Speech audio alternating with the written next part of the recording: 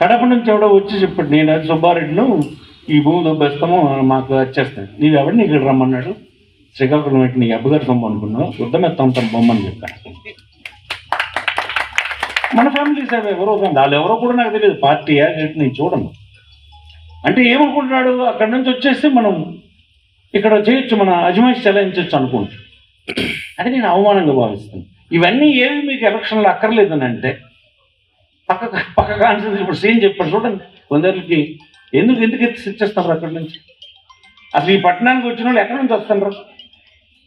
మేము ఒకసారి ఆలోచించండి. ఇంకొక ప్రాంతం నుంచి ఇక్కడికి ఎందుకు వస్తున్నారు? నివాసం ఉన్న వాళ్ళందరూ చూస్తే 10 ఇళ్ళు 9 ఇళ్ళు ఇతర జిల్లాలో ఇతర ప్రాంతాల్లో ఉన్న వాళ్ళు ఇక్కడికి వచ్చినారు. ఎందుకు వచ్చింది? అక్కడంటే వాతావరణం లేదనమాట. మరి ఇక్కడ వాతావరణం లేకపోతే అక్కడికి వెళ్ళిపోతారు.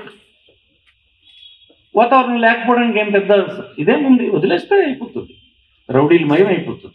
ఎవరో వెళ్ళరు, మనలున్నోళ్ళే ఒకడినొకడు దోచుకోవడానికి ఒక రౌడీని ఆశిస్తారు.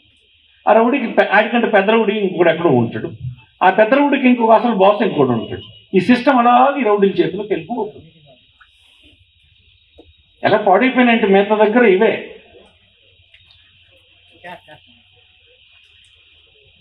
అదే మిగతా విషయాలు ఎలా ఉన్నా ప్రశాంతంగా ఈ పట్టణం ఉండడానికి ఇది కూడా